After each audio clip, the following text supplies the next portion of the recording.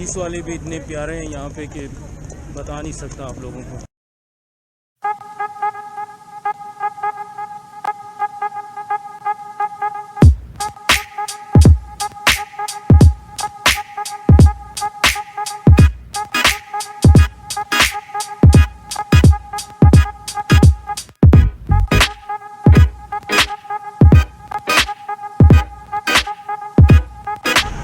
अस्सलाम वालेकुम and welcome to another blog. अच्छा भाई, लास्ट ईयर 2021 में यूके गवर्नमेंट ने हम पाकिस्तानियों को तकरीबन 14,000 स्टूडेंट वीज़े जो है तो इशू किए।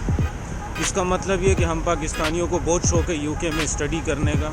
तो आज का जो व्लॉग है वो इसी के बारे में, ज़रा स्टूडेंट वीज़े की जो प्रोसेस है थोड़ा सा इनफॉर्मल तरीके से वो बताता हूँ, और साथ साथ अगर यूके पहुँच गए स्टूडेंट वीज़े पे तो उसके बाद क्या होना है, यहाँ पहुँच तो जाओगे फिर उसके बाद क्या करना है आगे, वो सब कुछ बताते हैं। ब्लॉग स्टार्ट करते हैं।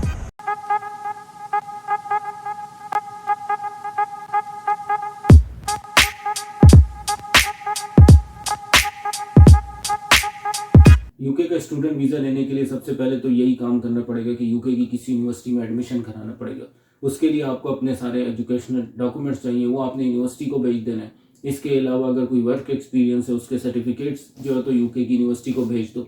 इसके अलावा तीसरी चीज़ आती है आइलेट्स। बहुत से लोग आइलेट्स नहीं करना चाहते, लेकिन मेरा आइडिया ये है कि यार आइलेट्स कर लो। वो इसलिए कि यहाँ पे सब कुछ इंग्लिश में, स्टडी भी इंग्लिश में ही करनी पड़ेगी, और अगर कोई जॉब भी करोगे तो वो भी इंग्लिश में ही होगी, तो फ़ायदे में रहोगे अगर आइलेट्स कर लोगे तो। चौथी चीज़ जो आती है वो आपने यूके की जो यूनिवर्सिटी में आप एडमिशन करा रहे हैं उसके कोर्स की आपने एडवांस में थोड़ी सी फीस देनी होगी। अब ये डिपेंड करता है कि कोर्स की लेंथ कितनी है, 2 साल का 3 साल का कोर्स, और साथ जो है तो कोर्स की फ़ीस पे भी डिपेंड करता है। किसी कोर्स की फ़ीस 15,000 पाउंड है, किसी कोर्स की फ़ीस 30,000 पाउंड है। जो भी कोर्स की फ़ीस है आपने थोड़ी सी फीस तो एडवांस में जमा करानी होगी यूनिवर्सिटी को, 3,000 पाउंड 4,000 पाउंड, इट डिपेंड्स कि यूनिवर्सिटी कितने आपसे मांगती है एडवांस में। ये सारी चीज़ें जब जमा करा दोगे तो यूनिवर्सिटी आपको दे देगी कैश लेटर। इसका मतलब यह है कि आपको उन्होंने स्टडीज़ के लिए एक्सेप्ट कर लिया। अगर 10,000 पाउंड है 1 साल की फ़ीस, तो अगर 3 साल का कोर्स है तो इसका मतलब है आपके हो गए 75 लाख रुपए आपको चाहिए 3 साल की स्टडीज़ के लिए।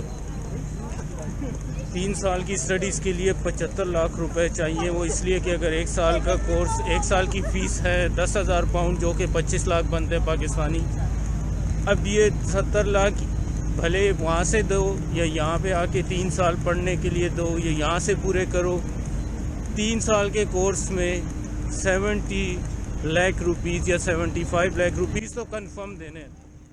अब ये 70 लाख बताने का मकसद ये था कि यूके का स्टूडेंट वीज़े का जो सेकंड स्टेप आता है, जब आपको पहला जो है तो स्टेप हो जाएगा जो कि कैश लेटर है वो आपको मिल जाएगा। सेकंड स्टेप आता है बैंक स्टेटमेंट। अब बैंक स्टेटमेंट बहुत इंपॉर्टेंट है, 28 डेज़ की बैंक स्टेटमेंट होनी चाहिए। अब उसके बैंक स्टेटमेंट में क्या अमाउंट होना चाहिए, अब जितने आपकी कोर्स की फ़ीस बाकी रह गई है, लेट्स से आपके कोर्स 3 साल का है और आपके कोर्स की फ़ीस टोटल जो है तो पाकिस्तानी 60-70 लाख रुपए बनते हैं। एडवांस में आपने यूनिवर्सिटी को 10 लाख भी दे दिए, तो बाकी के कोर्स की जितनी फीस है वो अकाउंट में होनी चाहिए। सिंपल ये फार्मूला है। तो इसलिए अगर कोर्स पोस्ट ग्रेजुएट चूज़ करोगे तो वो ज़्यादा फ़ायदे में रहोगे। वो इसलिए कि वो कोर्स की जो लेंथ होती है वो कम होती है, 18 मंथ्स होता है या 15 मंथ्स का कोर्स होता है। उसमें क्या होगा कि ख़र्चा ज़रा कम आएगा, बैंक स्टेटमेंट में भी पैसे थोड़े कम शो करने पड़ेंगे। बैंक स्टेटमेंट में इसके अलावा और क्या होता है, लिविंग एक्सपेंस होते हैं। उसका मतलब ये है कि जब यूके पहुंच जाओगे यहाँ पे तो आपके पास यहाँ पे खाने पीने रहने और ट्रैवलिंग के भी पैसे होने चाहिए आपके बैंक अकाउंट में, बैंक स्टेटमेंट में होने चाहिए। इसके अलावा इमिग्रेशन हेल्थ सरचार्ज है, मतलब यहाँ पे आप जब आओगे यूके में तो आपने जो यहाँ पे डॉक्टर को विजिट किया या हॉस्पिटल में गए, आप कुछ भी आपको मसला हो सकता है तो उसके जो सर्विस आप यूज़ करोगे उसके पैसे तो ऑलरेडी आपने वीज़े के साथ ही जमा कराने, जिसको कहते हैं इमिग्रेशन हेल्थ सरचार्ज। इसके अलावा वीज़ा फ़ीस भी है और बाकी छोटे मोटे वो खर्चे हैं। एनीवे, अब ये जब वीज़ा आपका लग जाएगा यूके का स्टूडेंट वीज़ा, और आप बहुत खुश हो जाओगे कि मेरा यूके का स्टूडेंट वीज़ा लग गया, और यूके आप पहुंच जाओगे, यहाँ पे आप लेट्स से साल 2 साल 3 साल स्टडी भी कर लेते हो। उसके बाद जो स्टेप है उसके बाद क्या होगा,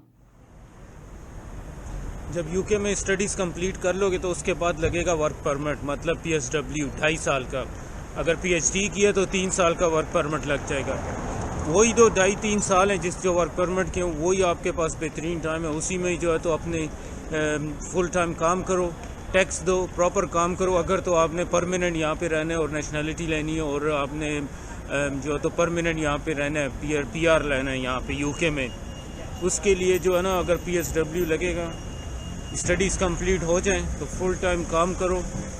जितनी भी स्टडीज़ पे आपके 2.5 साल में UK में पैसे खर्च होंगे वो सारे जो है तो आप कवर करने की कोशिश करो। मेरी एडवाइस यही है कि जो है ना जेन्युइन जो तरीके से अपने आप को जो मकसद है वो पूरा करना है कि यहाँ पे परमानेंट रहना है, तो उसके लिए जेन्युइन तरीके से काम करो, टैक्स दो और एंड में जो है तो नेशनलिटी लो। इस व्लॉग को यहीं फिनिश करते हैं। मैं ज़रा घूमता फिरता हूँ और अपने अब लंदन का जो है तो थोड़ा और वीडियोस बनाता हूँ। चैनल को सब्सक्राइब कर दो, वीडियो को लाइक करो, कोई कमेंट है तो वो भी बता दो या इंस्टाग्राम पे बता दो। मिलते हो अगले व्लॉग में। अल्लाह हाफिज़।